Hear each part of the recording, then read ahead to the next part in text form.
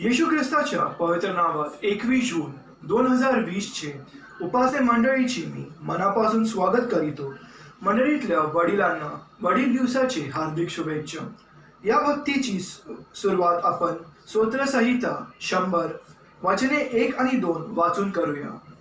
अहो पृथ्वीवरील सर्व लोको परमेश्वराचा जय जयकार करा. हर्षाने परमेश्वराची सेवा करा. गीत गात त्याचा पुढे या. मंडळी आपल्या जाग्यावर उभी राहील आणि गीत क्रमांक 117 कोण मित्र येशू हे गाऊ.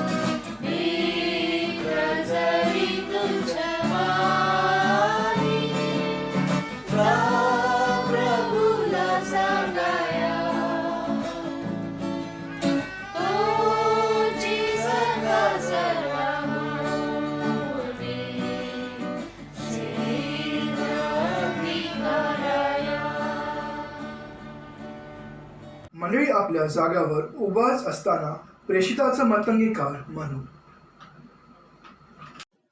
प्रेषितांचा मतांगीकार. सर्व समर्थ देव जो पिता, आकाश व पृथ्वी यांचा उत्पन्न करणारा आणि येशू ख्रिस्त त्याचा एकुलता एक पुत्र, आमचा प्रभू, जो पवित्र आत्म्याच्या योगाने गर्भरूप झाला, कुमारी मरिया ईजपासून जन्मला, ज्याने पंतय पिलाताच्या वेळेस दुःख भोगिले, ज्याला वधस्तंभी दिले, जो मरण पावला व ज्याला पुरिले, तिसऱ्या दिवशी मेलेल्यांमधून पुन्हा उठला, स्वर्गात चढला आणि सर्वशक्तिमान देव जो पिता त्याच्या उजवीकडे बसला आहे, तेथून जिवंतांचा व मेलेल्यांचा न्याय करावयास जो येणार आहे, त्याविषयी मी विश्वास धरितो. पवित्र आत्मा, पवित्र सार्वत्रिक मंडळी, पवित्र जनांची सहभागिता, पापांची क्षमा, देहाचे पुनरुत्थान आणि सनातन जीवन, याविषयी मी विश्वास धरितो. आमेन. आता आपण मध्यस्थीची प्रार्थना करू. हे आमच्या थोर कृपाळू परमेश्वरा, तुझा धन्यवाद हो, स्तुती हो. आजचा हा सुंदर दिवस तू आमच्या आयुष्याला जोडला म्हणून धन्यवाद. आज तुझी स्तुती करण्याची संधी दिलीस म्हणून धन्यवाद. आज तुझ्या चरणी सर्व पित्यांसाठी प्रार्थना करीतो. सर्वांना सांभाळ व मदत कर व तुझ्या मार्गात ठेव. तसेच जेथे तुझ्या नावाने प्रार्थना होत आहेत त्या सर्वांची प्रार्थना ऐक. आम्हाला तुझी स्तुती करण्याची संधी दिलीस म्हणून धन्यवाद. आमच्या रॉबिन्सन मंडळीवर तुझा आशीर्वाद सतत असू दे. आमच्या मंडळीतील सर्व सिनियर सिटिझन्स यांना तू सांभाळ व आशीर्वाद दे. तसेच सर्व लहान थोरांना सांभाळ. सध्या परमेश्वर, जी आम्हावर करोनामुळे परिस्थिती बनली आहे, ते तुझ्या आशीर्वादाने आटोक्यात आण व आम्हा सर्वांना या संकटापासून दूर ठेव व तुझ्या मार्गात ठेव. आमचा विश्वास अधिक बळकट कर. तुझे वचन सांगतात परमेश्वरा, की जेथे दोघे किंवा तिघे तुझ्या नावाने जमलेत तेथे तू उपस्थित आहे. व आता येथे आमच्यामध्ये तू उपस्थित आहेस असा आमचा विश्वास आहे. पुन्हा एकदा तुझी स्तुती करतो व ही लहानशी प्रार्थना तुझ्या नावाने करतो म्हणून तू ऐक. आमेन. प्रभूने शिकवलेली प्रार्थना आपण करू. हे आमच्या स्वर्गातील पित्या, तुझे नाव पवित्र मानले जाओ. तुझे राज्य येऊ. जसे स्वर्गात तसेच पृथ्वीवरही तुझ्या इच्छेप्रमाणे हो. आमची रोजची भाकर आज आम्हास दे. आणि जसे आम्ही आपल्या ऋण्यास ऋण सोडिले आहेत, तसेच तू आमची ऋणे आम्हास सोड. आणि आम्हास परीक्षेत आणू नकोस, तर आम्हास वाईटापासून सोडीव. कारण की राज्य, सामर्थ्य आणि गौरव ही सर्व काळ तुझीच आहेत. आमेन. मंडळी आपल्या जाग्यावर उभी राहील आणि गीत क्रमांक 332 या रानातून जाता हे गाव.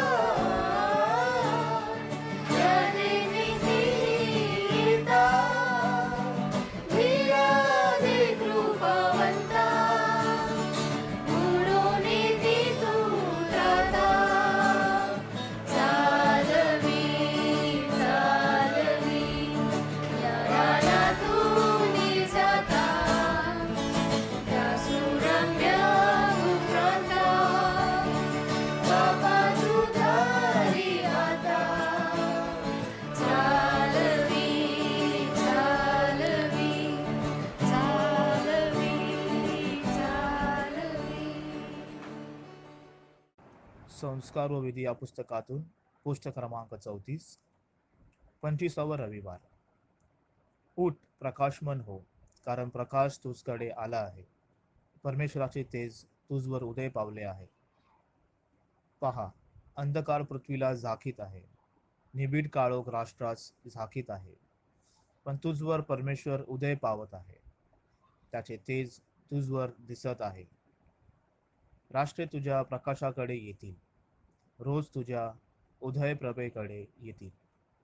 तू आपले डोळे वर करून चहूकडे पहा, ते सर्व एकत्र होत आहेत, तुझकडे येत आहेत. तुझे पुत्र दुरून येत आहेत, तुझ्या कन्यांना कडेवर बसवून आणीत आहेत. हे पाहशील तेव्हा तुझ्या मुखावर आनंद चमकेल, तुझ्या हृदयाला स्फुरण येऊन ते विकास पावेल. कारण समुद्राकडून विपुल धन तुझकडे लोटेल, राष्ट्रांची संपत्ती तुझकडे येईल. मी तांब्याच्या जागी सोने, लोखंडाच्या जागी रुपे आणीन, लाकडांच्या जागी तांबे व दगडांच्या जागी लोखंड आणीन. तुझवर शांती सत्ता चालवेल व न्याय तुझा कारभार पाहेल, असे मी करीन. यापुढे तुझ्या देशात कसलाही जुलूम अगर तुझ्या सीमाच्या आत उजाडी व नाश याचे नावही ऐकू येणार नाही. कारण माझा खोट व कीर्ती माझी वेस आहे, असे तू म्हणशील. यापुढे दिवसा प्रकाश देण्यास तुला सूर्याची, चांदण्यासाठी तुला चंद्राची गरज लागणार नाही. कारण परमेश्वर तुझा सार्वकालिक दीप होईल, तुझा देव तुझे तेज होईल. तुझ्या सूर्याच्या यापुढे अस्त होणार नाही, तुझा चंद्र निस्तेज होणार नाही. कारण परमेश्वर तुझा सार्वकालिक दीप होईल. तुझे शोकाचे दिवस संपले आहेत. तुझे सर्व लोक धार्मिक होतील, हे भूमीचे वतन सर्व काळ भोगतील. माझे गौरव व्हावे म्हणून ते माझे लाविलेले रोप होतील, ते माझ्या हाताची कारागिरी होतील. जो सर्वात लहान त्याचे सहस्त्र होतील, जो शूद्र त्याचे बलाढ्य राष्ट्र होईल. मी परमेश्वर हे योग्य समय त्वरित घडवून आणीन. आमेन.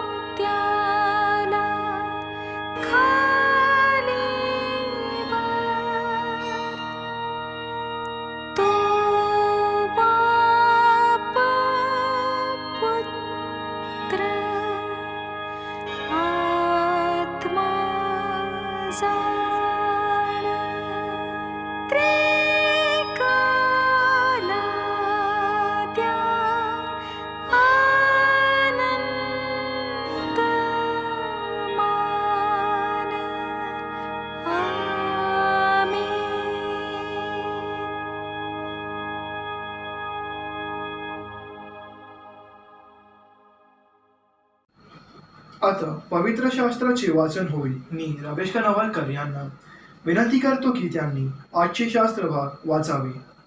मननाकरिता जो शास्त्र भाग निवडला आहे तो मत्तई याचा पहिला अध्याय वचने 18 ते 25.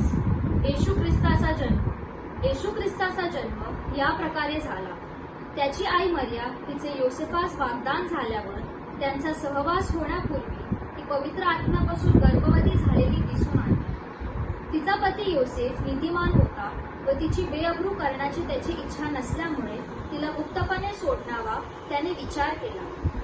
असे विचार त्याच्या मनात घोरत असता पहा, प्रभूच्या दूताने त्याला स्वप्नात दर्शन देऊन म्हटले, योसेफा, दाविदाचा पुत्रा, तू मरियेला आपली पत्नी म्हणून स्वीकार करण्यास अनुमान करू नकोस, कारण तिचा पोटी जो गर्भ आहे तो पवित्र आत्म्यापासून आहे.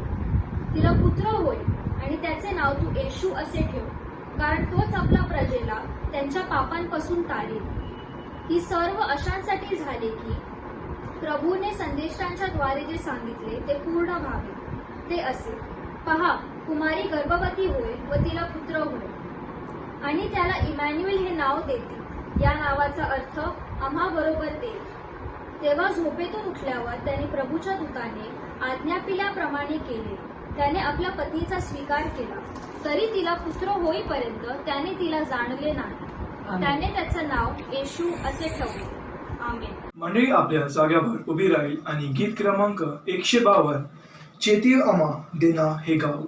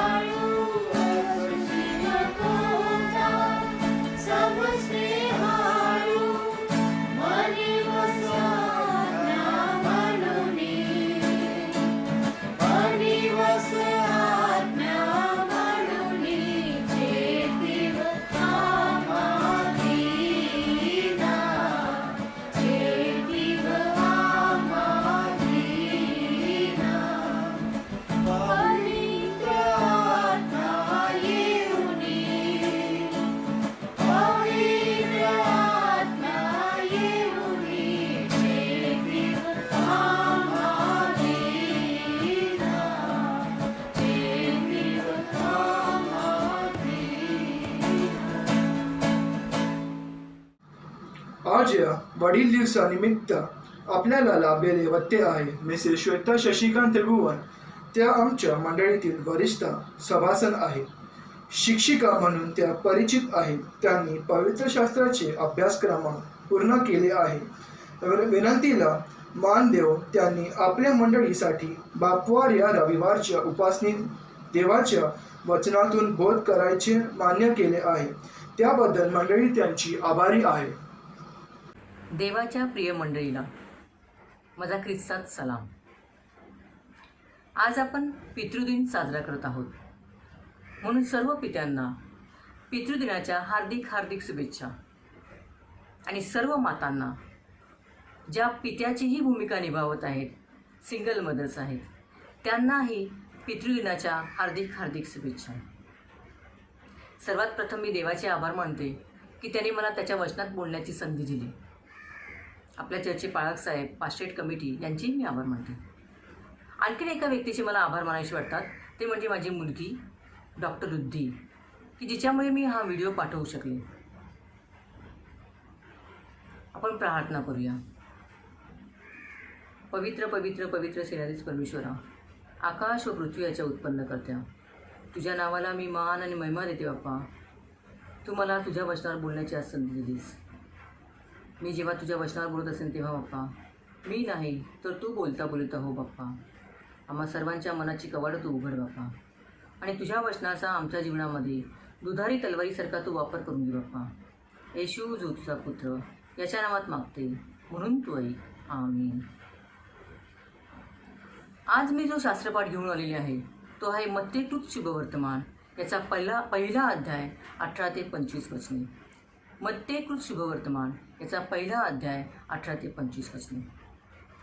या वचनांमध्ये, या शास्त्रपाठामध्ये आपण योसेफ एक पिता म्हणून पाहणार आहोत की असं योसेफामध्ये कोणते गुणवैशिष्ट्य होते की देवाने त्याला येशू ख्रिस्ताचा पिता म्हणून निवड केली. तर आपण ह्या वचनांमध्ये पहिल्यांदा पाहतो 19व्या वचनामध्ये की तिचा पती योसेफ नीतिमान होता. योसेफ नीतिमान होता म्हणजे योसेफ नीतिमान पिता होता, हा त्याचा पहिला गुणवैशिष्ट्य होऊ शकतं. कारण मरिया त्याला वागदत होती आणि ती गर्भवती आहे हे कळल्यानंतर तो विचार करतो की मीला गुप्तपणे सोडून देईन. कारण त्या काळामध्ये मोशेच्या नियमशास्त्रानुसार त्या व्यक्तीला वेशीबाहेर नेऊन धोन मार करून मारण्यात यायचं. आणि म्हणून योसेफ विचार करतो की मी हिची बेबरू न करता हिला मी गुप्तपणे सोडेन. त्यावेळेला योसेफाने त्या बाळ येशूचा, जो त्याला माहितीही नव्हता, त्याला माहीत नव्हतं की हा बाळ येशू आहे, तरीसुद्धा त्या बाळाचा त्याने विचार केला की मरियेची तर बेबरू होईलच, पण त्या बाळाचंही नुकसान होईल, म्हणून तो तिला गुप्तपणे सोडून देण्याचा विचार करतो. जसं आपण अब्राहमाचं उदाहरण घेतलं तर अब्राहमाला सुद्धा देवाने नीतिमान ठरवलं होतं. म्हणजे अब्राहमानाच्या उंची इतकं देवाने योसेफाला नेलं होतं. कारण जेव्हा अब्राहमाला देवाने इसाकाचं अर्पण मागितलं होतं आणि अब्राहम तयार झाला होता, तेव्हा देव त्याला म्हटला की तू खरंच नीतिमान आहेस आणि परमेश्वराला घाबरून राहणार आहेस. म्हणून देवाने त्याला आशीर्वादित केलं आणि म्हटलं उत्पत्ती 22 आणि 17व्या वचनामध्ये की यास्तव मी तुला आशीर्वादित करीन, वृद्धीच वृद्धी करून तुझी संतती आकाशातील तारका इतकी, समुद्र तीराच्या वाळू इतकी होईल असे करीन. तुझी संतती आकाशातील ताऱ्यांइतकी, समुद्र तीरी इतकी वाळू इतकी होईल असे मी करीन. असा आशीर्वाद त्याने अब्राहमाला दिला होता. आणि त्या अब्राहमाला त्याने नीतिमान म्हटलं होतं आणि त्या उंचीप्रमाणे त्यांनी योसेफाला नेऊन ठेवलं होतं. कारण योसेफही नीतिमान होता. त्याच्याकडे ते पितृ म्हणून आपल्याला दिसतं की तो त्या बाळाचा विचार करतो. आपल्या आजूबाजूला जेव्हा रस्त्यावरून जाताना आपल्याला असं एखादं मूल दिसलं की आपल्याला वाटलं की ते भुकेलं आहे, तर आपण त्याला देतो का काही खायला, बिस्किटचा पुडा, काही इतर खाऊ. किंवा अशी अनाथ मुलं आहेत की ज्यांच्या गरजा आहेत, किंवा त्यांना कपड्या लत्त्यासाठी पैशांची गरज आहे, किंवा शिक्षणासाठी पैशांची गरज आहे, किंवा आणखीन त्यांच्या काही गरजा आहेत, त्या पूर्ण करण्यासाठी आपला मदतीचा हात पुढे होतो का? आणि जर तो होत असेल तर ते पितृमन तुमच्याकडे सुद्धा आहे. मग अशा पित्यांना सुद्धा आजच्या पितृदिनाच्या हार्दिक हार्दिक शुभेच्छा. योसेफामध्ये आपल्याला दुसरा गुण दिसतो, तो योसेफ हा धार्मिक पिता होता. कारण देवदूत त्याला स्वप्नात दर्शन देऊन सांगतो की तू मरियेचा अवमान करू नकोस, तर तू तिचा स्वीकार कर, कारण तिच्या पोटी जो गर्भ आहे तो पवित्र आत्म्यापासून आहे. तिला पुत्र होईल आणि त्याचे नाव तू येशू असे ठेव, कारण तोच आपल्या प्रजेला त्यांच्या पापांपासून तारेल. खरं तर देवदूताने त्याला स्वप्नात सांगितलं होतं, पण तरीही तो स्वीकारतो. तो बाकीच्या लोकांना विचारला जात नाही की अरे मला स्वप्न पडलं होतं, मग हे स्वप्न मी मान्य करू का? कारण त्याची इच्छा होती की तो मरियेला गुप्तपणे सोडेल. आणि देवाची इच्छा असं इथे दिसते, परमेश्वराची इच्छा इथे दिसते की त्याने तिचा अवमान न करता तिला स्वीकारावं. म्हणजे हे द्वंद्व त्याच्या मनात असायला हवं. पण तरीसुद्धा तो परमेश्वराची इच्छा मान्य करतो, तो परमेश्वराची आज्ञा मान्य करतो. कारण पुढे आपण इथे असं वाचतो 22व्या वचना आणि 23व्या वचनामध्ये की हे सर्व अशासाठी झाले की प्रभूने संदेशाच्याद्वारे जे सांगितले ते पूर्ण व्हावे. ते असे, पहा कुमारी गर्भवती होईल व तिला पुत्र होईल आणि त्याला इमान्युएल हे नाव देतील. या नावाचा अर्थ आमच्याबरोबर देव. म्हणजे आपल्याला असं कळतं की देवदूताने त्याला स्वप्नात सांगितल्यानंतर सुद्धा तो त्याच्यावर विश्वास ठेवतो आणि मरियेचा स्वीकार करतो. म्हणजे कुठेतरी त्याला धर्मग्रंथ माहीत होता, त्याला माहीत होतं की असे होणे आहे आणि तो विश्वास ठेवतो. जसं आपण मोशेच्या बाबतीत जर विचार केला तर मोशेला जेव्हा परमेश्वराने सांगितलं, मोशेने जेव्हा परमेश्वराला विचारलं की जर माझ्या लोकांनी मला विचारलं की तू कोणी तुला दर्शन दिलं होतं तर मी त्यांना काय सांगू, तेव्हा मोशे निर्गम 3:14-15 मध्ये देव मोशेला म्हणाला, मी आहे तो आहे, तू इस्रायल वंशजात सांग मी आहे, याने मला तुमच्याकडे पाठवले आहे. आणखी देवाने मोशेला सांगितले, तू इस्रायली लोकांना सांग, तुमच्या पूर्वजांचा देव, अब्राहमाचा देव, इसाकाचा देव, याकोबाचा देव, परमेश्वर याने मला तुमच्याकडे पाठवले आहे. म्हणजे मोशेला परमेश्वराने दर्शन देऊन इस्रायली लोकांकडे पाठवलं होतं. म्हणजे मोशेची निवड परमेश्वराने केली होती आणि इथे योसेफाची निवड परमेश्वर करत आहे आणि परमेश्वराने त्याची निवड केली की तू येशू ख्रिस्ताचा पिता हो. त्यामुळे योसेफ हा इथे धार्मिक पिता आहे असं आपल्याला पाहायला मिळतं. आणि पिता, जेव्हा आपण परमेश्वराला सुद्धा देव जो पिता म्हणतो ना, परमेश्वराला आपण पित्याची उपाधी देतो. अशी ही पित्याची उपाधी देवाने जगीत पित्याला दिलेली आहे. म्हणजे केवढी मोठी उपाधी देवाने त्या पित्याला दिलेली आहे की जगीत पित्याला सुद्धा आपण पिता म्हणतो, परमेश्वर पित्यासारखं. म्हणजे या उपाधीबरोबर कितीतरी जबाबदाऱ्या त्याने आपल्या ह्या जगीत पित्याला दिलेल्या आहेत. मग त्या जगीत पित्याने त्या जबाबदाऱ्या पाळताना कोणकोणत्या गोष्टी पाहायला हव्यात, कोणकोणत्या गोष्टी करायला हव्यात याचा विचार केलेला आहे का? या विचार करताना या सगळ्या ज्या व्यक्तिरेखा आपण पाहतो बायबलमधल्या, पवित्र शास्त्रातल्या, त्या व्यक्तिरेखांमधल्या गुणांमध्ये आपण त्याचा शोध घेतो का? मग तिसरं गुणवैशिष्ट्य जे मला योसेफामध्ये दिसतं ते हे की योसेफाने कुटुंबाला प्रथम स्थान दिलं आहे. तो कुटुंब वत्सल आहे. त्याच्या आयुष्यामध्ये त्यांनी बाकीच्या गोष्टींना महत्त्वाचं स्थान दिलं नाही. तो आधी कुटुंबाला पहिलं स्थान देतो. जसं नोहाने त्याच्या कुटुंबाला पहिलं स्थान दिलं. नोहाला जेव्हा परमेश्वराने तारू बांधायला सांगितला, त्याने परमेश्वराने सांगितल्याप्रमाणेच तारू बांधला आणि त्या तारू बांधल्यामुळे नोहाच्या कुटुंबाचं देवाने नैसर्गिक आपत्तीपासून संरक्षण केलं. इथे सुद्धा आपल्याला योसेफ तसाच दिसतो. तो त्याच्या कुटुंबाचं रक्षण करतो. कारण जुन्या करारातील जो योसेफ आहे त्या योसेफाला फारोने एक उच्च पद दिलं होतं. तेव्हा त्याने सुद्धा आपल्या भावांची काळजी घेतली होती, त्यांच्या गरजा समजून घेतल्या होत्या. आणि हा योसेफ सुद्धा आपल्या कुटुंबाची काळजी घेतो. कारण लूक कृत शुभवर्तमान याचा 2रा अध्याय 4 आणि 5व्या वचनामध्ये आपल्याला पाहायला मिळतं की योसेफ हा दाविदाच्या घराण्यातला व कुळातला असल्यामुळे तोही गालिलातील नासरेत गावाहून यहुदातील दाविदाच्या बेथलेहेम गावी गेला व नावानिशी लिहून देण्यासाठी त्याला वाग्दत्त झालेली मरिया गरोदर असताना तिलाही त्याने बरोबर नेले. गरोदर असताना मरियेला बरोबर लिहून जाणं वाटतं का तितकी सोपी गोष्ट असेल? कारण जेव्हा आपल्या इथे आपण गरोदर स्त्री, प्रेग्नंट स्त्री पाहतो, तिचा प्रवास पाहतो, तिची केवढी काळजी घ्यावी लागते जेव्हा ती प्रवास करते तेव्हा. म्हणजे त्या प्रवासामध्ये मरियेची योसेफाने किती काळजी घेतली असेल हे आपल्याला इथे पाहायला मिळतं. आणि ही जी कुटुंबाची काळजी घेण्याची प्रथा आहे, हे जे संस्कार आहेत ते आपल्याला येशू ख्रिस्तामध्ये झालेले पाहायला मिळतात.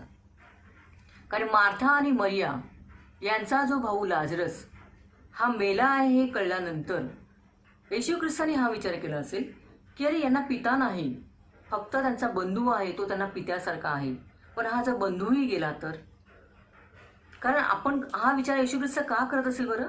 कारण शब्द देही झाला. जरी तो देवाचा पुत्र होता तरी सुद्धा योहानकृत शुभवर्तमान याच्यामध्ये 1 अध्याय 14 वचन आपल्याला काय सांगतं की शब्द देही झाला, त्याने आमच्यामध्ये वस्ती केली आणि आम्ही त्याचे गौरव पाहिले. ते पित्यापासून आलेल्या एकुलत्या एकाचे गौरव असावे, असे अनुग्रह व सत्य यांनी परिपूर्ण होत. शब्द देही झालाय, त्याने मानवात प्रीती केली, मानवात वस्ती केली आणि मानवात वस्ती केल्यामुळे त्याने हा विचार केला की हा जो लाजरस आहे तो जिवंत होणं गरजेचं आहे. आणि त्यावेळेला येशू ख्रिस्त हा सर्वव्यापी नव्हता, पण सर्व समर्थ होता, सर्व ज्ञानी होता, कारण तो मानवत होता. तो समय आणि बंधनात होता. पण जेव्हा त्याचं स्वर्गारोहण झालं त्यावेळेला तो समय आणि बंधनातून बाहेर पडला आणि तो सर्व व्यापी झाला. आणि म्हणून त्याने जे कुटुंबाच्या काळजी घ्यायचे जे संस्कार आहेत ते त्याने योसेफाकडून घेतलेले आहेत. तेच संस्कार आपल्याला पुढे पण पाहायला मिळतात जेव्हा त्याचं वधस्तंभावर खिळला जातो तो. आणि तिसरा शब्द तो वधस्तंभावरून बोलतो जेव्हा तो पाहतो की त्याचा जो शिष्य आहे, जवळचा शिष्य योहानकृत शुभवर्तमान याचा 19वा अध्याय आणि 26व्या वचनामध्ये आपल्याला पाहायला मिळतं. येशूने आपल्या आईला व ज्या शिष्याला त्याची प्रीती होती त्याला जवळ उभे राहिलेले पाहून आईला म्हटले, बाई, पहा हा तुझा पुत्र. मग त्याने शिष्याला म्हटले, पहा ही तुझी आई. पहा हा तुझा पुत्र. आणि त्याने शिष्याला म्हटले, पहा ही तुझी आई. म्हणजे वधस्तंभी खिळला असताना त्याला त्याच्या आईची काळजी वाटली की आता मी तर चाललो, माझ्या आईचं काय. आणि म्हणून तो त्याच्या आईची काळजी वाहण्यासाठी त्या शिष्याला सांगतो. त्या आईची तो काळजी वाहतो, तिची तो सोय करतो. म्हणजे हे जे संस्कार आहेत ते त्याला योसेफामधून, जगिक पिता जो त्याचा योसेफ आहे त्याच्याकडून मिळत आहेत. कारण त्याने योसेफाला आपल्या कुटुंबाची काळजी घेताना पाहिलेलं आहे. आणि म्हणून आपण जेव्हा चौथा त्याचा जो गुणवैशिष्ट्य आहे ते पाहायला गेलं तर त्याचं चौथं गुणवैशिष्ट्य मला हे पाहायला मिळतं की तो परिस्थितीशी जुळवून घेणारा पिता आहे. तो त्याच्या आयुष्यामध्ये आलेल्या संकटांना, समस्यांना, अडीअडचणींना तो त्यांचं भांडवल नाही करत. त्याची दुःख वेदना तो 4 लोकांमध्ये जाऊन बोलत नाही बसत. तो त्या परिस्थितीशी जुळवून राहतो.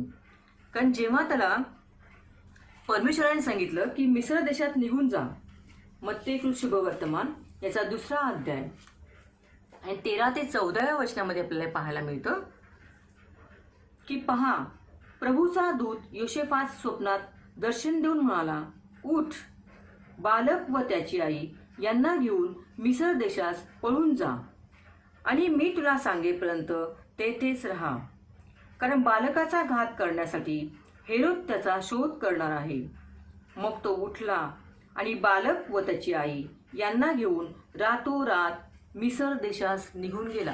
रातोरात. कुठचीही त्यांनी सोय नाही केली की माझं हे महत्त्वाचं आहे सामान ते मी बरोबर घेईन, माझ्या ह्या महत्त्वाच्या गोष्टी आहेत त्या मी बरोबर घेईन, असं त्यांनी काही केलं नाही. रातोरात त्याला निघायचं होतं. म्हणजे जे काही आहे जे पटपट त्याला मिळणारं होतं की जसा आहे तसा तो तिथे निघालाय. म्हणजे त्याचा तिथे व्यवसाय होता, तिथे तो रमला होता, त्याचं घर तिथे होतं, त्याची लोकं कदाचित तिथे असतील. त्या सर्वांना सोडून केवळ परमेश्वराने त्याला आज्ञा केली म्हणून तो मिस्र देशाला त्या बालकासाठी निघून गेला. तिथे गेल्यानंतर त्याने पुन्हा नव्याने सर्व गोष्टींची सुरुवात केली असेल, पण तरीसुद्धा त्याने ते कष्ट किंवा त्याचे दुःख किंवा वेदना, त्याला जे काही त्रास झाला असेल त्याचा कुठेही त्यांनी उहापोह केलेला नाही. त्याचं त्यांनी कुठेही भांडवल केलं नाही. त्यांनी कुठेही कुरकुर केलेली आपल्याला दिसत नाही की नाही मलाच का, मीच का, देवा मीच का, मी का त्रास घेऊ, मला का एवढा त्रास आहे, असं तो कुठेच म्हणत नाही. तो देवाची आज्ञा पाळतो आणि तो निघून जातो मिस्र देशाला. आता प्रभू येशू ख्रिस्ताबाबतीत जर आपण म्हटलं तर प्रभू येशू ख्रिस्त जेव्हा गेतसेमन बागेत गेला, म्हणजे जगिक पित्याकडून घेतलेला हा जो संस्कार त्याच्याकडे होता की त्याचा पण जगिक पिता कुठचीही कुरकुर न करता परमेश्वराची आज्ञा मानतो, तसा येशू ख्रिस्त गेतसेमन बागेत जेव्हा जातो तेव्हा तो लूककृत शुभवर्तमान याचा 22वा अध्याय आणि 42व्या वचनामध्ये आपल्याला पाहायला मिळतं, हे पित्या, तुझी इच्छा असेल तर हा प्याला माझ्यापासून दूर कर, तरी माझ्या इच्छेप्रमाणे नको तर तुझ्या इच्छेप्रमाणे हो. माझ्या इच्छेप्रमाणे नको तर तुझ्या इच्छेप्रमाणे हो. म्हणजे जसं मिस्र देशामध्ये जाताना योसेफाने कुरकुर केली नाही, तशी सुद्धा येशू ख्रिस्ताने वधस्तंभावर जाणे, त्याला माहीत होतं की मला वधस्तंभावर खिळलं जाणार आहे, मला खूप वेदनातून दुःखातून जावं लागणार आहे, पण त्यांनी कुरकुर केली नाही. माझ्या प्रभूने पाप्यांसाठी दुःख साहिले, दुःख साहिले. पापी मनुष्याचं तारण व्हावं म्हणून येशू ख्रिस्ताने आपला प्राण दिलाय. त्यासाठीच तो जगामध्ये आला होता. पण तरीसुद्धा त्याला असं वाटतं की मी एवढ्या वेदनातून एवढ्या दुःखातून जात असेल तर देवा तुझी इच्छा असेल तर हा प्याला मजपासून तळू दे. पण शेवटी तुझी इच्छा असेल तर. आणि पाचवा मला गुणवैशिष्ट्य योसेफामध्ये दिसतं की तो इतरांच्या मताचा आदर करतो. तो स्वतःची मतं कोणावर लादत नाही. जर पवित्र शास्त्रातून आपण जर हे पाहायला गेलं तर आपल्याला लूककृत शुभवर्तमान याचा 2रा अध्याय आणि 41 ते 51 वचनामध्ये पाहायला मिळेल. कारण त्याच्या आईवडिलांना वलांडण सणात यरुशलेमात जायची सवय होती. त्यामुळे ती वलांडण सणात यरुशलेमात गेले होते. आणि ते जेव्हा परतीच्या प्रवासाला लागले होते तेव्हा बरंच पुढे आल्यानंतर त्यांना कळलं की आपल्याबरोबर येशू ख्रिस्त नाही आहे. मग त्यांनी मागे पाहिलं इकडे तिकडे आहे का नाही. मग ती रात्र ते तो दिवस तिथे थांबले. त्यांना असं वाटलं की मागच्या ओळखीच्या लोकांबरोबर कदाचित येशू ख्रिस्त येत असेल. पण तो आला नाही. म्हणून ते पुन्हा यरुशलेमात गेले आणि तिथे त्यांनी त्याचा शोध घेतला. तेव्हा येशू ख्रिस्त त्यांना मंदिरात दिसला. आणि मंदिरात दिसल्यानंतर मरियेने त्यांना असं म्हटलेलं आहे, बाळा तू आमच्याबरोबर असा का वागलास? पहा तुझा पिता व मी कष्टी होऊन तुझा शोध करत आलो. तेव्हा येशू ख्रिस्त काय म्हणाले की तुम्ही माझा शोध करत राहिलात हे कसे? माझ्या पित्याच्या घरात मी असावे हे तुमच्या ध्यानात आले नाही काय? माझ्या पित्याच्या घरात मी असावे हे तुमच्या ध्यानात आले नाही काय? म्हणजे येशू ख्रिस्त सांगतोय की मी माझ्या पित्याच्या घरात आहे, तुम्ही माझा का शोध केलात? मरिया म्हणते की तू आमच्याशी असं का वागलात? पण जोसेफ काहीच म्हणत नाही. जोसेफ फक्त ऐकतो. जोसेफ त्याला विरोध करत नाही. जोसेफ त्याला म्हणत नाही की बघ आम्ही किती पुढे गेलो होतो, आम्ही केवढ्या लांबपर्यंत गेलो होतो, आम्ही तुझी किती वाट पाहिली आणि पुन्हा आम्हाला तुझ्यासाठी यरुशलेमात यावं लागलं आणि मग इथे आल्यानंतर आम्ही बाकी सगळ्या ठिकाणी तुझा शोध घेतला, आम्हाला त्याचा किती त्रास झाला, हे तुझं काय बरोबर वागणं नव्हतं, तू जायचं होतंस तर आम्हाला सांगून जायचं होतंस, आम्हाला सांगितल्याशिवाय तू कसा गेलास, असं योसेफ काहीही म्हणत नाही. आणि तो येशू ख्रिस्ताला ते घेऊन निघतात. हा याचा 5वा गुणवैशिष्ट्य मला जाणवतं की ज्यामुळे हे सगळे जे गुण आहेत, जे पित्यातले गुण आहेत ते त्याला योसेफामध्ये दिसले असावेत. म्हणून येशू ख्रिस्ताने परमेश्वराने योसेफाला येशू ख्रिस्ताचा पिता म्हणून निवडलं असावं. कारण योसेफ हा अब्रामाच्या फळीतला, योसेफ हा नोहाच्या फळीतला, योसेफाची निवड ही परमेश्वराने केली होती. योसेफाची निवड ही परमेश्वराने केली होती. मग हा योसेफ जेव्हा मी वाचत होते, जेव्हा योसेफाबद्दल जेव्हा मी विचार करत होते तेव्हा मला असं कुठेतरी वाटलं की हा योसेफ जो आहे तो मला माझ्या वडिलांसारखा आहे. कारण कधी कधी आपल्याला असं वाटतं ना की ह्या पवित्र शास्त्रातल्या व्यक्तिरेखा आहेत त्या आधीच खूप काही वेगळ्या, खूप उच्च पातळीच्या होत्या, त्यांच्यासारखं आपण कसे असणार, ते देवाची माणसं होती. पण ते जी निवड त्यांची जी निवड देवाने केली, त्यांच्यामध्ये जी गुणवैशिष्ट्य होती ती गुणवैशिष्ट्य आपल्यामध्ये पण असायला हवीत. कारण देवाने आपल्याला त्याच्या प्रतिरूपात बनवलेलं आहे आणि आपलीसुद्धा देवाने निवडच केली आहे. पण मग आपण त्यांच्यासारखे कसे असायला हवे, कसे असू शकतो? म्हणून मला योसेफाकडे बघून मला माझे वडील आठवले. माझे वडील रघुनाथ केशव पवार, ज्यांना मी अण्णा म्हणायचो यासाठी म्हणते कारण हे असं पहिलं वर्ष आहे की मी त्यांना हॅप्पी फादर्स डे नाही म्हटले. आज ते आमच्यामध्ये नाहीत, पण आमची खात्री आहे की ते आमच्याबरोबर असणार आहेत, आम्ही पुन्हा भेटणार आहोत. माझे वडील खूप चांगले चित्र काढायचे, ते लेखक होते, खूप छान लिहायचे, ते कवी होते, चांगल्या कविता करायचे आणि केलेल्या कवितांना त्या चाल लावून त्या चालीतून ते गायचे. असा हा कलावंत व्यक्ती, कलाकार, वक्तशीरपणा, प्रत्येक गोष्ट वेळेच्या आधी करायला त्यांना आवडायची. नीटनेटकेपणा, प्रत्येक गोष्ट त्यांना त्या जागेवर असायला हवी असायची. नसेल तर ते स्वतः ठेवायचे, पण त्यांना प्रत्येक गोष्ट त्या जागी लागायची. स्वच्छतेची अत्यंत आवड. असे हे माझे वडील व्यवसायाने पोलीस इन्स्पेक्टर होते आणि तरीसुद्धा हे सगळे छंद, हे सगळे गुण त्यांच्यामध्ये होते. जसा योसेफ हा सुतारकाम करायचा, योसेफाने सुद्धा हे सुतारकाम करताना येशू ख्रिस्त त्याच्याकडून ते कौशल्य शिकला. येशू ख्रिस्ताने सुद्धा ती सुतारकी शिकली. म्हणजे त्याचं कौशल्य त्याने त्याच्या मुलापर्यंत दिलं. आमच्या घरामध्ये एका भिंतीच्या टोकापासून दुसऱ्या भिंतीच्या टोकापर्यंत असं मोठं कपाट होतं, ज्याच्यामध्ये पुस्तकं होती. छोटी काही लायब्ररी होती आमची. अगदी आम्ही 10-11 वर्षाचं असताना आम्ही अण्णाभाऊ साठे, दया पवार, रणजित देसाई, वि स खांडेकर ही अशी मोठी मोठी लेखकांची पुस्तकं पाहिलेली आहेत, वाचलेली आहे. या सगळ्या लेखकांची ओळख आम्हाला आमच्या घरात झालेली आहे.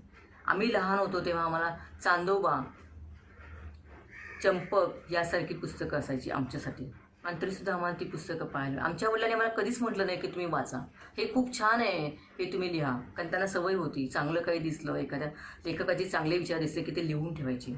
आणि अगदी पुस्तकावर सुद्धा रेषावळीची वेळ आली तर पट्टी घेऊन व्यवस्थित रेषा करायची. त्यांचं प्रत्येक पुस्तक हे व्यवस्थित कवर घातलेलं, नवंचं नवं दिसायचं, इतकं ते व्यवस्थित ठेवलेलं असायचं. पण त्यांनी कधी आम्हाला असं फोर्स नाही केला की नाही तुम्ही वाचा, वाचणं खूप गरजेचं असतं, वाचण्याने अमुक होतं तमुक होतं, अजिबात नाही. ते स्वतः वाचत होते, त्यांच्याकडे पाहून आम्ही वाचायला शिकलो. त्यांनी आम्हाला कधी आमच्या मताप्रमाणे वागायला लावलं. जसं योसेफाने कधी कोणाला काही विचारलं नाही असं मगाशी मी म्हटलं, कारण त्याच्या आईवडिलांनी त्याच्यावर संस्कार केलेले आपल्याला कुठेच पाहायला मिळत नाहीत. त्याच्या आईवडील त्याला मार्गदर्शन करायला आपल्याला कुठेच पाहायला मिळत नाहीत. कुठेच तो योसेफ जाऊन विचारत नाही किंवा त्याच्या आईवडील पण त्याला जाऊन सांगत नाहीत की अरे तू असं कर, तू तसं कर, तू असं करायला हवं, तू तसं करायला हवं. नाही, योसेफ हा स्वयं ईश्वर केंद्रित आयुष्य जगत होता. तो स्वयं ईश्वर केंद्रित होता. तसे माझे वडीलसुद्धा स्वयं ईश्वर केंद्रित आयुष्य जगले. कारण माझे वडील त्यांच्या घरातले एकुलते एक असे ख्रिस्ती होते. त्यांनी स्वतः ख्रिस्ती धर्म घेतला होता. त्यांच्या भावाने नाही, त्यांच्या बहिणीने नाही, त्यांच्या आईवडिलांनी नाही, ते एकटे ख्रिस्ती होते. त्यांच्या पूर्ण गावात ते एकटे ख्रिस्ती होते. म्हणजे ते स्वयं ईश्वर केंद्रित होते. त्यांनी स्वतःहून येशू ख्रिस्ताचा स्वीकार केला होता आणि शेवटपर्यंत ते त्या वचनात जगले. कारण जेव्हा जेव्हा एखाद्याला मदतीची गरज असेल तेव्हा तेव्हा त्या व्यक्तीने मला विचारल्यानंतर मी मदत करेन असा भाव त्यांचा कधीच नसायचा. त्यांना जरी जाणवलं की ह्या व्यक्तीला मदतीची गरज आहे आणि मी ते करू शकतो, ते स्वतः करायचे. आणि कधीही केलेल्या मदतीच्या बदल्यात त्यांनी त्या व्यक्तीकडून कोणती अपेक्षा केली नाही. त्यांचा देता हात होता, ते कायम देत राहिले. हे संस्कार किंवा हे गुण कोणत्याही व्यक्तीमध्ये तेव्हाच येऊ शकतात जेव्हा ते येशू ख्रिस्ताचा मनापासून स्वीकार करतात, जो योसेफाने केला. योसेफाने येशू ख्रिस्ताचा स्वीकार केला म्हणूनच तो येशू ख्रिस्ताबरोबर राहिला. मग जो परमेश्वर पिता आपल्याला जर पिता ही उपाधी देतो तर आपल्याला काही जबाबदाऱ्या पण देतो. आणि पितृदिन साजरा करणं म्हणजे एक दिवस पितृदिन साजरा करणं म्हणजे होत नाही. नाहीतर तो सर्व पितृ अमावस्यासारखा होईल की एक दिवस. पितृदिन हा कायम असायला हवा, प्रत्येक क्षणाला, प्रत्येक दिवसाला असायला हवा. कारण ज्या वेळेला मंदिरातून बाहेर पडताना येशू ख्रिस्त नाही म्हटला की मी माझ्या देवाच्या घरात आहे येरुशलेममध्ये, नाही. जेव्हा त्याचे आईवडील त्याला न्यायला आले तेव्हा तो त्यांच्या आईवडिलांबरोबर गेला आणि तो त्यांच्या आईवडिलांच्या आज्ञेतच वाढला. जशी परमेश्वर पित्याच्या आज्ञेप्रमाणे आपण वागायला हवं, जगित पित्याच्या आज्ञेप्रमाणे पण आपल्याला वागायला हवं. त्यामुळे आपण हा विचार करायला हवा की देवाने जर मला ही चांगली उपाधी दिलेली आहे तर मी ती माझी जबाबदारी पूर्णपणे पाळतोय का, त्यासाठी मी स्वतःहून काही प्रयत्न करतोय का. कारण आता कोरोनाच्या या संकटामध्ये, आत्ता ज्या संकटातून आपण जात आहोत ते संकट तर आहेच, पण त्याच्या पुढे सुद्धा कदाचित त्याच्यापेक्षा मोठं संकट येऊ शकतं. पूर्ण जग बदललेलं आपल्याला पाहायला येऊ शकतं. अशा वेळेला हे बदलणाऱ्या परिस्थितीमध्ये आपल्याकडे जे पवित्र शास्त्र आहे त्या पवित्र शास्त्राचा आपण आपली उत्तर शोधण्यासाठी उपयोग करतोय का. जशी उत्तरं योसेफ शोधत होता, त्याला त्याच्या प्रश्नांची उत्तरं पवित्र शास्त्रात मिळत होती, तशी आपल्याला मिळणार आहेत का. आपण त्यासाठी पवित्र शास्त्राचा उपयोग करणार आहोत का. आपण आपल्या आलेल्या अडचणींवर मात करणार आहोत का.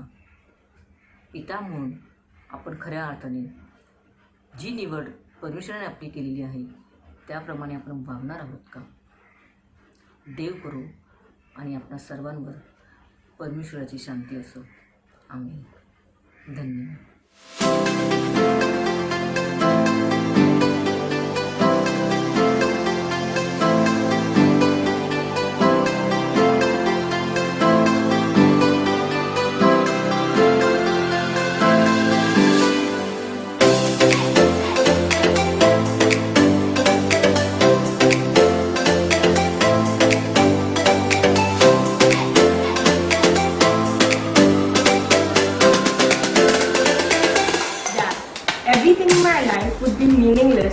if I didn't have precious childhood memories.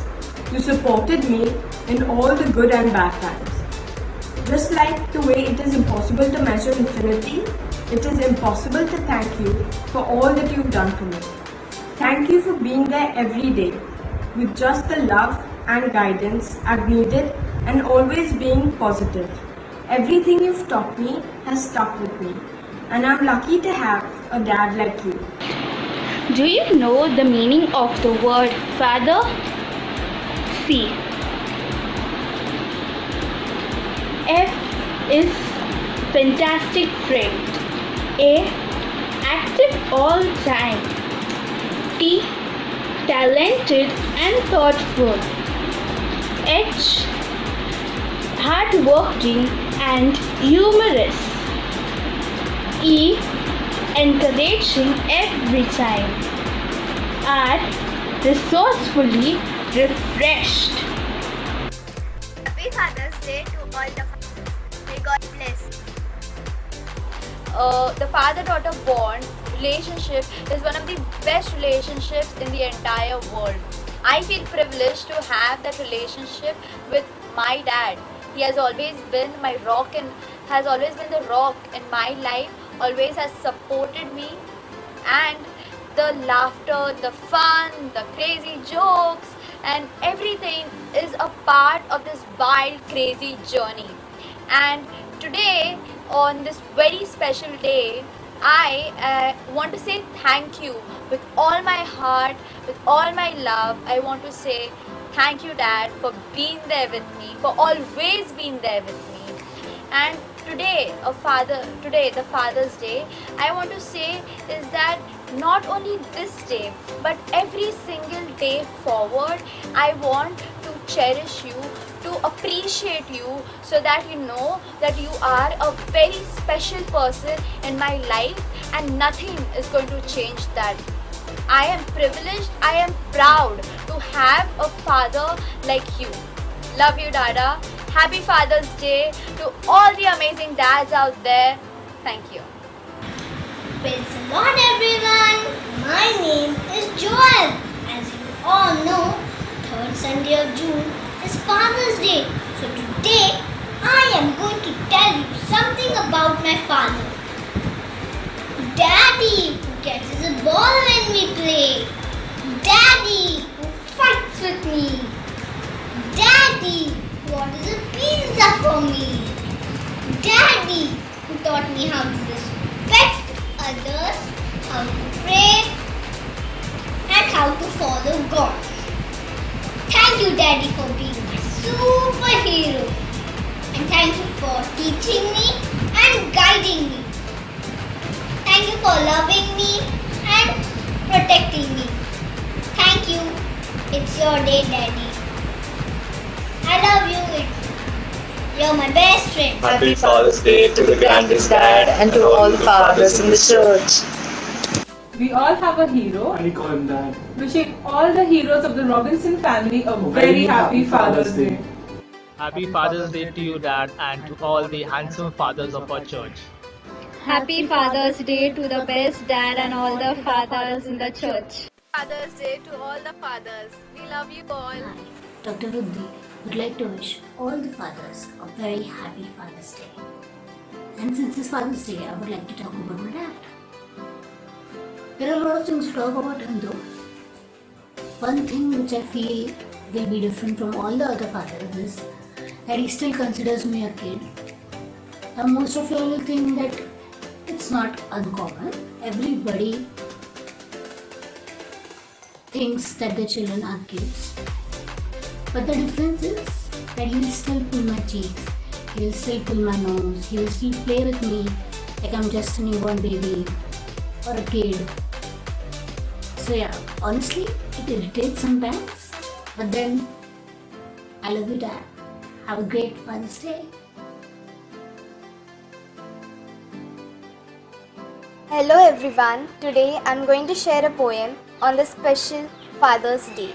Dad, this is for you. You're like a river who makes my life silver. I can share each and every secret by some or the other ways.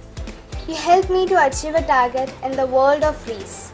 You are the one who starts the run to fulfill my dreams and my aspirations. My world is blessed with a beautiful charm. That's because you are my lucky charm. You are my true friend when times are good and bad. The greatest blessing from God is that man I call Dad. To my loving dad, and happy Father's Day to all dads. Happy Father's Day to my dad and all the fathers in the church. Wishing you a very happy Father's Day, Dad. I love you, and I wish all the fathers a very happy Father's Day. Even though we are in quarantine, we pray that whenever church reopens, we celebrate Mother's Day and Father's Day both in a manner that no one can forget, taking precautions of course. A very happy Father's Day to all the fathers. May this Father's Day would be a very special one for you. Anyone can be a father, but it takes someone special to be a dad. Here's wishing all the lovely dads of our Robinson family a very happy Father's Day. Everyone, happy Father's Day to all the great dads. On this special day, I would like to share a small childhood memory of me and my father. We had visited a Bangalore museum. There was a famous replica of dinosaur which my dad specially wanted me to see. As soon as I saw the dinosaur with that horrifying noise, I got totally scared and I started crying at that very moment. Dad holded me closer and took me away from that scary dinosaur, cheered me up with his kisses and cuddles, which made me feel more secure than ever. Like that, he has always been by my side and protect me from all the harm. Not be able to thank him enough. He is the most precious man in my life. Love you, Daddy. You are my superhero. Happy Father's Day to all the fathers of our Robinson family. Wishing my father a very happy Father's Day, and to all the fathers in the Robinson family. Have a blessed year ahead. Happy Father's Day, Papa, and to all the fathers present in our church. Wishing all the wonderful fathers of our church a very happy Father's Day. Be as compassionate, loving, peaceful to your children, to your family, and to us. Love you all. Happy Father's Day once again. Happy Father's Day, you all. Keep loving. Hello everyone, my name is Kevin. Happy Father's Day, Daddy. I love you. Happy Father's Day, Nana. I love you. Bye.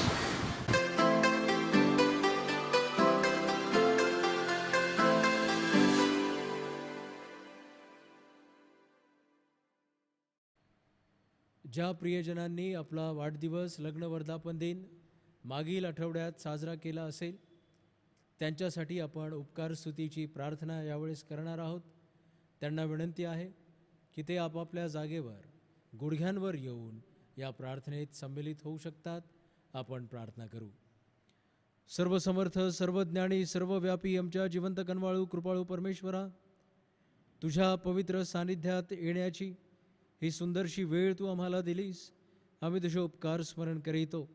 ज्या प्रियजनांनी आपला वाढदिवस मागील आठवड्यात साजरा केला असेल, परमेश्वरा त्यांच्या जीवनात अद्भुत रीतीने तू कार्य केलंस, तू त्यांना सांभाळलंस, त्यांच्या आयुष्यात एक नवीन वर्ष तू दाखवलंस, त्याबद्दल आम्ही तुझे उपकार मानतो. विशेष करून प्रार्थना आणि विनंती करीत आहोत. प्रेमळ पित्या, या प्रियजनांवर तू आपल्या कृपेचा, तुझ्या दयेचा आणि तुझ्या आशीर्वादांचा हात ठेव. त्यांच्या जीवनात प्रभू तू कुठल्याही चांगल्या गोष्टींची वाण पडू देऊ नकोस. तर त्यांना आतापर्यंत जशा रीतीने तू सांभाळलेला आहेस, इथून पुढे देखील त्यांच्या आयुष्यातील प्रत्येक दिवस, प्रत्येक क्षण हा आशीर्वादाचा कर.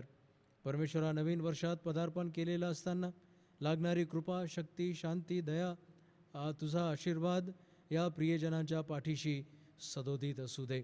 ज्या प्रियजनांनी आपला लग्न वर्धापन दिन साजरा केलेला आहे त्यांच्यासाठी देखील आम्ही तुझे उपकार स्मरण करीतो.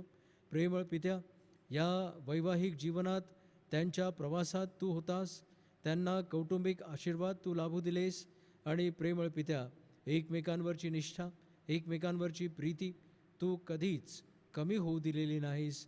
त्याबद्दल आम्ही तुझे उपकार स्मरण करीतो. या उभयतांना आम्ही तुझ्या पवित्र सानिध्यात देत असताना विशेष त्यांच्यासाठी तुझे आशीर्वाद मागतो.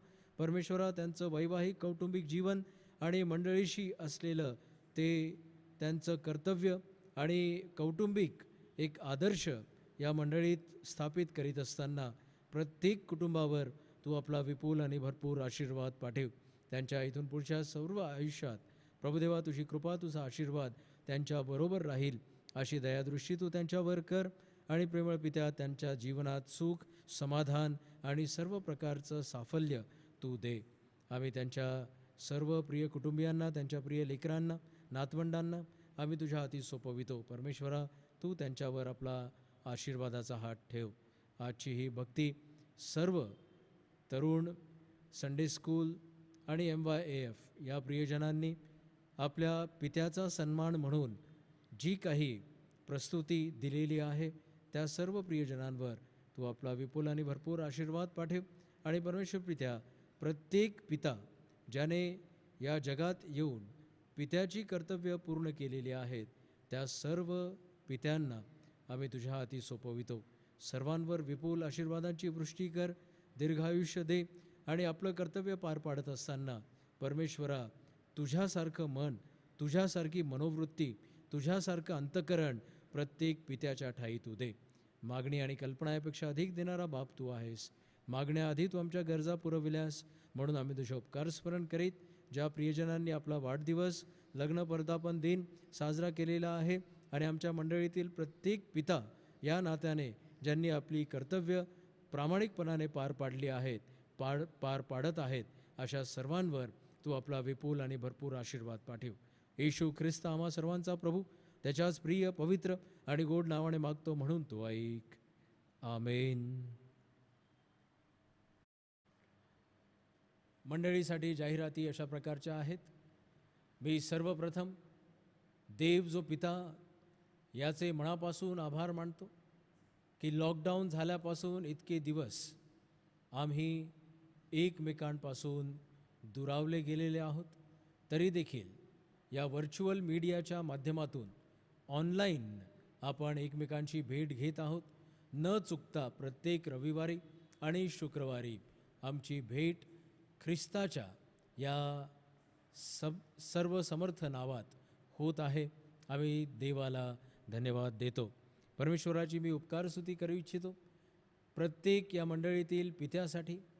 त्यांनी आपली कर्तव्य एक बाप म्हणून, एक पिता म्हणून निश्चितच परमेश्वरावर अवलंबून राहून पूर्ण केलेली आहेत आणि ते करतही आहेत. अशा सर्व पित्यांना परमेश्वराच्या सानिध्यात देत असताना मला त्यांचं हार्दिक अभिनंदन करावंसं वाटतं. त्यांना परमेश्वर अधिक आणि अधिक अशाच रीतीने वृद्धिंगत करो, आशीर्वादित करो आणि पिता या नात्याने त्यांची कर्तव्य तो सिद्धीस नेओ. सर्व पित्यांना हॅपी फादर्स डे. मी संडे स्कूलच्या लेकरांचं कौतुक करू इच्छितो की ज्यांनी या पितृदिन किंवा बापवार या पित्यांचा दिवस या दिवसात त्यांनी आपली प्रतिक्रिया, आपला प्रतिसाद चित्र काढण्याच्या माध्यमातून, व्हिडिओच्या माध्यमातून काही संदेश त्यांनी आपल्या पित्यांना दिलेला आहे. त्या सर्व प्रिय लेकरांचं मी मनापासून कौतुक करू इच्छितो. केविन अब्राहम, जोएल मायकल वार, RN आहाळे, रेचल विजय केदारी, समृद्धी, लियांझल डोंगरे, सेरा डोंगरे, ॲलेक्स श्रीसुंदर, क्रिश वसंत न्यूटन आणि नोहा नवलकर या प्रियजनांनी, या प्रिय लेकरांनी आपलं कॉन्ट्रीब्युशन या कार्यक्रमामध्ये दिलं. परमेश्वर त्यांना विपुल आणि भरपूर आशीर्वादित करो. MYFच्या लेकरांनी देखील माघार घेतली नाही. ते देखील पुढं आले आणि त्यामध्ये वंश काळे, आकांक्षा मलिक, अनुग्रह थोरात, आशिर थोरात, ऑल्विन श्रीसुंदर, प्रीतिश मोरे, नील न्यूटन, रविष्का नवलकर, रेबेका केदारी आणि डायना रणभिसे, त्याचबरोबर गौरव थोरात या प्रियजनांनी देखील फार सुंदर रीतीने हे प्रदर्शित केलं. त्यांच्या पित्याबद्दलचा आदर आणि त्यांची भावना या गोष्टीतून सादर झालेली आहे. आमच्या मंडळीतून MYAFची लेकरं देखील तितकीच सक्रिय आहेत आणि त्यांनी ह्यातून ते दर्शवून दिलेलं आहे. आणि त्यामध्ये मिस वृद्धी त्रिभुवन, डॉक्टर वृद्धी त्रिभुवन, सलोनी काळे, डेरेक न्यूटन, अक्षय मलिक, राज मोरे, सँड्रा बॅप्टिस्टा, अभिषेक थोरात, प्रियंका साळवी आणि शेरिल डेव्हिड या प्रियजनांनी जो सहभाग घेतलेला आहे, आम्ही त्यांचे मनापासून कौतुक करतो. अशाच रीतीने येणाऱ्या दिवसातही आमच्या मंडळीतील प्रत्येक संस्थेने अशाच रीतीने सक्रिय राहावं ही मनापासून इच्छा आहे. आजच्या भक्तीचं संचलन वंश काळे यांनी केलं, त्यांचं मी मनापासून आभार मानतो. त्याचप्रमाणे आजच्या भक्तीत सहभागी झालेले राज मोरे, डेरेक न्यूटन आणि रविष्का नवलकर या प्रियजनांचं देखील मी कौतुक करू इच्छितो की त्यांनी उत्तम रीतीने या भक्तीच्या संचलनात जो सक्रिय भाग घेतलेला आहे तो या लेकरांसाठी आशीर्वादित ठरणारा आहे. MYF प्रेसिडेंट सलोनी काळे यांचं मी कौतुक करू इच्छितो की कमी वेळात अशा रीतीने सर्वांना एकत्र आणून त्यांनी फादर्स डे हा अविस्मरणीय केलेला आहे. परमेश्वर सलोनी काळे यांना विपुल आणि भरपूर आशीर्वाद देव. मी मिसेस श्वेता शशिकांत त्रिभुवन यांचे देखील मनापासून आभार मानतो की त्यांनी स्पष्ट, सहजगत्या आणि फारच सुंदर रीतीने परमेश्वराच्या वचनातून आमचं आज मार्गदर्शन केलेलं आहे. त्या बोलल्या, योसेफ प्रभू येशू ख्रिस्ताचा जगिक पिता हे कॅरेक्टर त्यांनी घेतलं आणि जुन्या करारातून पुष्कळ उदाहरणं देऊन त्यांनी एक पिता आदर्श कसा ठरू शकतो या वचनातून आम्हाला संबोधन केलेलं आहे. आम्ही परमेश्वराची उपकारस्तुती करीतो त्यांच्या वडिलांकरिता जो आदर्श त्यांनी ठेवलेला या वचनातून आपण ऐकला. परमेश्वर त्यांच्या कुटुंबावर देखील विपुल आणि भरपूर आशीर्वाद पाठवो. आम्ही मंडळीतर्फे मिसेस श्वेता त्रिभुवन यांचे मनापासून कौतुक करीतो आणि त्यांचे आभारी आहोत.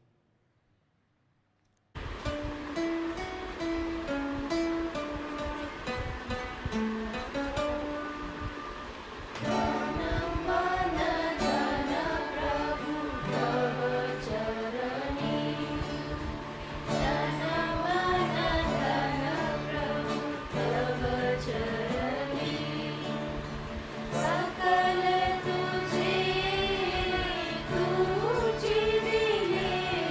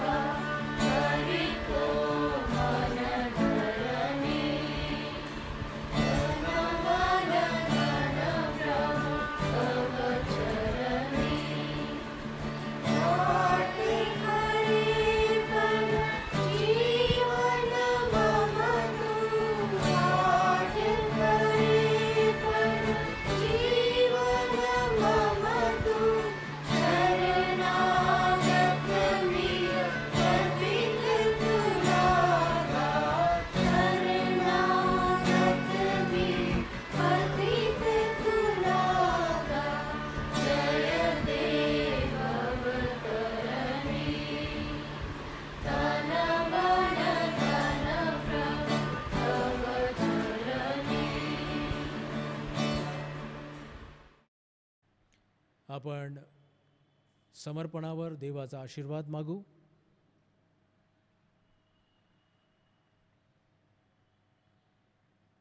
ओके, आपण प्रार्थना करूया. सर्वसमर्थ परमेश्वरा, आम्ही तुझी उपकार स्तुती करीतो, कारण जे काही तू आम्हाला दिलंस ते केवळ तुझ्या कृपेमुळे आणि तुझ्या आशीर्वादांमुळे आहे. आम्ही आमच्या जीवनात या परिस्थितीतही सुखी आहोत, आनंदी आहोत, निरोगी आहोत आणि तुझ्या आशीर्वादाने परिपूर्ण आहोत. त्याबद्दल आम्ही तुझे उपकार स्मरण करीतो. आणि हे जे समर्पण आम्ही तुझ्या पवित्र चरणाजवळ आणलेलं आहे, प्रेमळ पित्या, हे केवळ तुझ्या कृपेमुळे प्राप्त आहे आणि तेच त्यातूनच एक छोटासा अंश आम्ही तुझ्या राज्याच्या वाढीकरिता दिलेला आहे. प्रेमळ पित्या, या समर्पणाचा तू प्रामाणिकपणाने तुझ्या राज्याच्या गौरवासाठी उपयोग करून घे. याचा विनियोग पूर्णपणे आणि पूर्ण प्रामाणिकपणाने केवळ मात्र तुझी सुवार्ता या जगात नेण्याकरिता होईल अशी दयादृष्टी तू आम्हावर कर.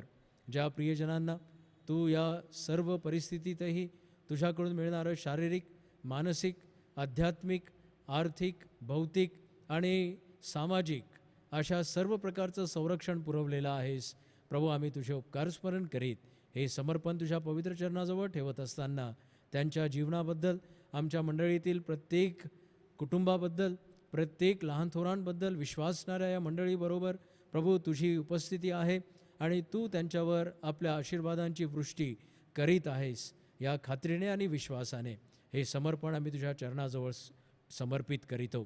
प्रार्थना ऐकलीस म्हणून आम्ही तुझी उपकार स्तुती करीत ही लहानशी विनंती आमचा धन्य तारणारा प्रभू येशू ख्रिस्त त्याच्याच प्रिय, पवित्र आणि गोड नावाने मागतो, म्हणून तू ऐक. आमेन. आपण आशीर्वाद प्राप्त करूया. परमेश्वराची शांती, जी आम्हा सर्वांच्या बुद्धी आणि कल्पनेपलीकडची आहे, ती शांती आम्हाला प्रभू येशू ख्रिस्ताच्या विश्वासात, त्याच्या प्रीतीत आणि त्याच्या भयात सदोदित स्थिर ठेव. आता आपला देव जो बाप याची प्रीती, प्रभू येशू ख्रिस्ताची कृपा आणि पवित्र आत्म्याची सुंदर सहभागिता आणि त्याकडून मिळणारं आरोग्य, सुख, शांती आणि समाधान आम्हापैकी प्रत्येकांबरोबर आज हा दिवस, जेव्हा प्रत्येक पित्याच्या स्मरणात त्यांच्या कर्तव्याच्या आणि त्यांना दिल्या गेलेल्या जबाबदारीला पूर्ण प्रामाणिक राहणाऱ्या प्रत्येक या मंडळीतील वडिलांच्या नावाने आज साजरा केला जात आहे. या सर्व वडिलांबरोबर, प्रत्येक पित्याबरोबर आणि या मंडळीतील वरिष्ठ आणि सर्व तुझ्या कृपेने, तुझ्या आशीर्वादाने या जीवनात सर्व प्रकारचं सुख, समाधान आणि ऐश्वर्य उपभोगता आहेत, त्या सर्व वडिलांबरोबर आणि या भक्तीत उपस्थित असलेल्या देवाच्या सर्व लहान थोर प्रिय लेकरांबरोबर आता या दिवसांमध्ये प्रभू येशू ख्रिस्ताच्या दुसऱ्या आगमनापर्यंत सदोदित असो. आमेन.